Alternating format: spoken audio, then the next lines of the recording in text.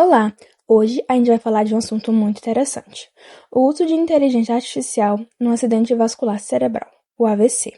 Esse vídeo é uma revisão de um artigo científico publicado na revista Stroke, em 2020, por pesquisadores da Universidade de Aarhus, Viena e Stanford. Aqui está o nosso roteiro de hoje. A gente vai passar por 7 temas principais, sendo eles, do começo, por que a IA importa tanto no AVC, até o último, que são considerações futuras do que a IA pode causar na medicina e, como nosso tema principal, no AVC.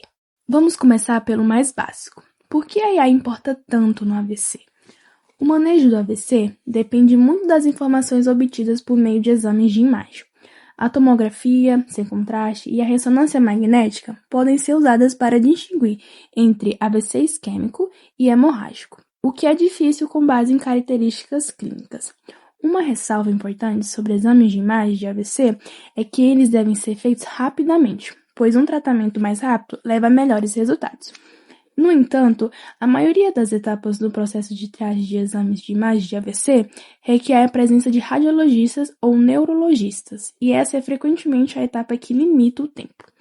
A expertise necessária para essas tarefas pode não estar disponível em todos os locais ou em todos os momentos. Portanto, há interesse em métodos automatizados para avaliação de imagens de AVC.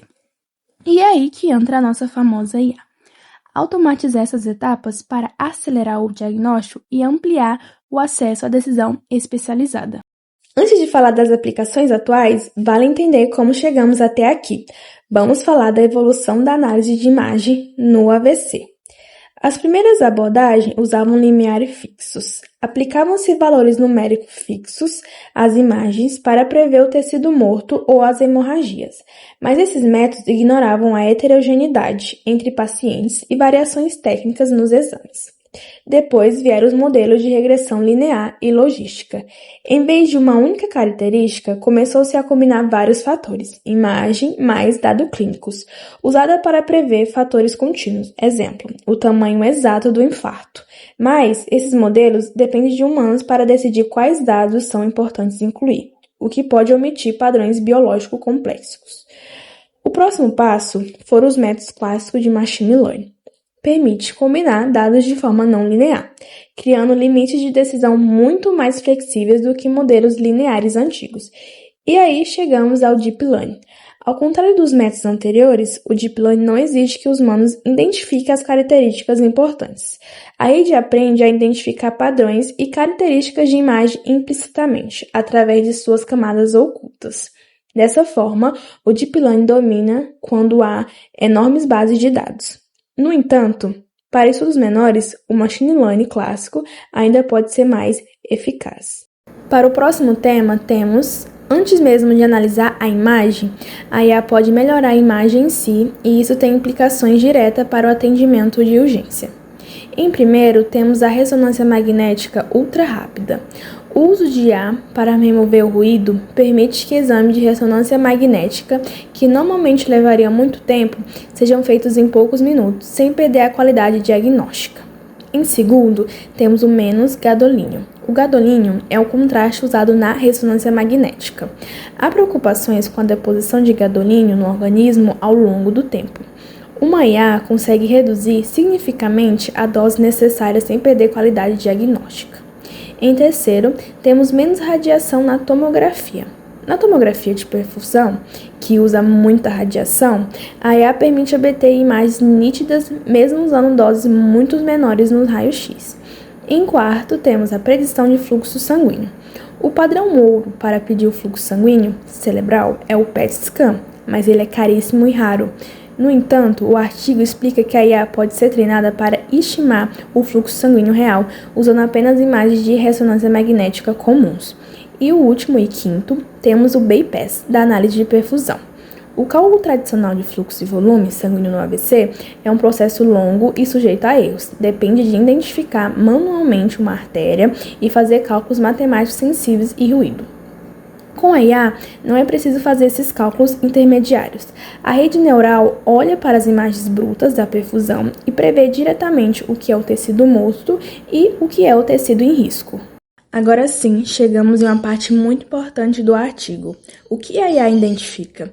Essa seção do artigo aborda como a inteligência artificial é usada para extrair informações cruciais sobre o estado atual do paciente, automatizando tarefas que antes dependiam exclusivamente da visão humana.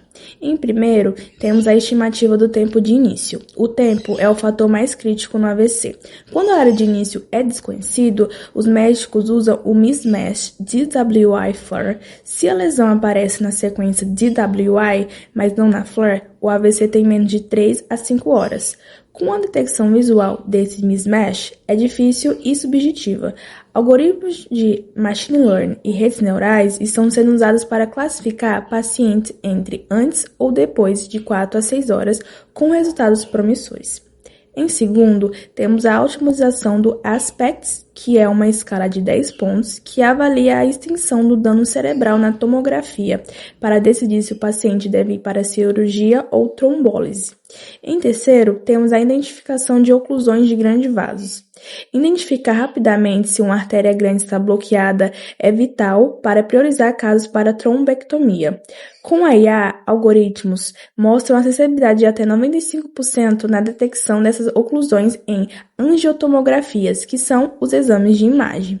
E em quarto e último, a gente tem um segmento de tecido morto versus em risco. A IA busca diferenciar o que já morreu e do que pode ser salvo. Então, dessa forma, essa parte demonstra que a IA não serve apenas para dar um laudo, mas para qualificar objetivamente o que o olho humano pode deixar passar ou demorar para processar, como o volume exato da lesão e a contagem do tempo de evolução do AVC. O próximo tema é a predição de resultados de imagem a curto prazo. O foco aqui não é apenas o que aconteceu, mas prever o que acontecerá com o tecido cerebral nos dias seguintes ao AVC. Em primeiro, temos a predição do desfecho do tecido, o destino do infarto. A IA está sendo usada para prever como será a lesão final do paciente, geralmente vista em exames feitos de 2 a 7 dias depois, usando apenas as imagens de chegada. Então temos modelos lineares versus a IA. Antigamente, usava-se a regressão logística, mas ela falha em entender como diferentes marcadores interagem. Exemplo, como a mudança no volume sanguíneo afeta o fluxo. Também temos métodos baseados em árvores. Esses modelos conseguem combinar classificadores fracos para criar uma predição forte. E por último, Deep Learning. Redes neurais profundas, com até 37 camadas, mostram-se superiores.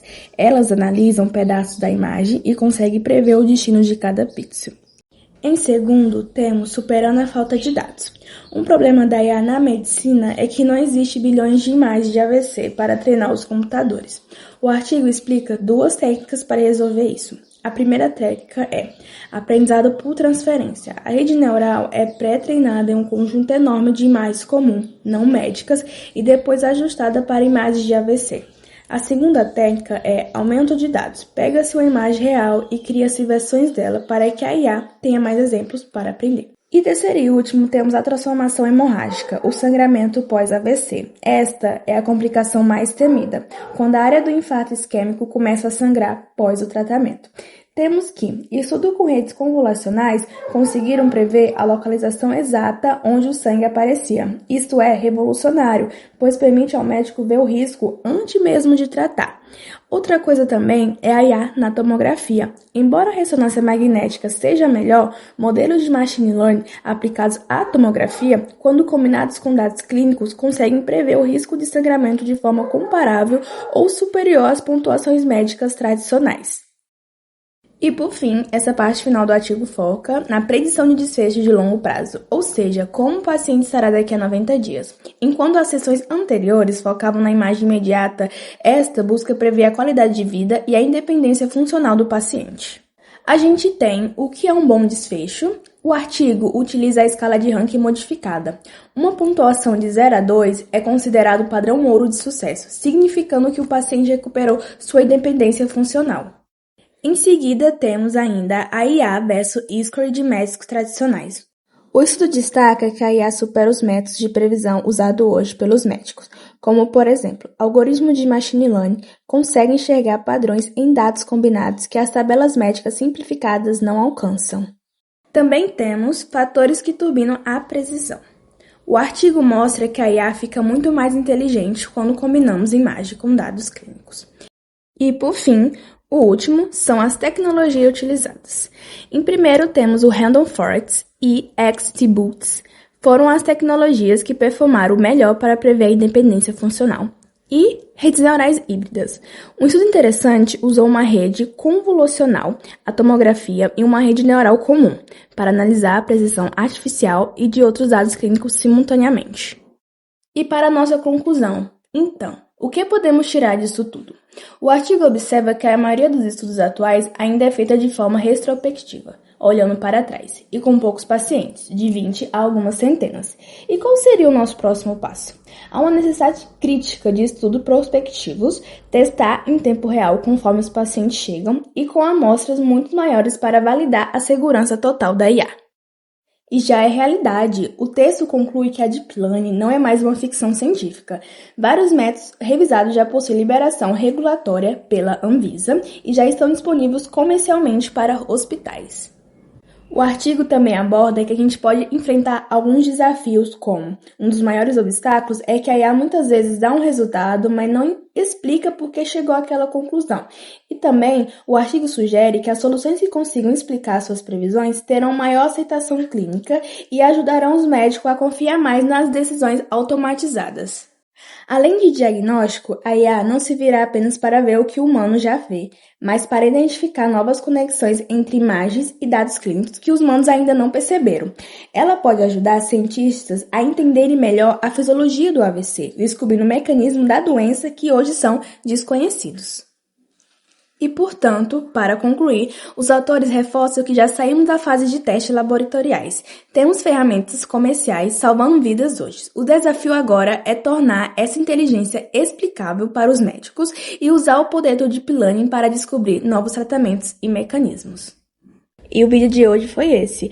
Vimos como a inteligência artificial tem o potencial de transformar completamente a forma como entendemos e tratamos o AVC.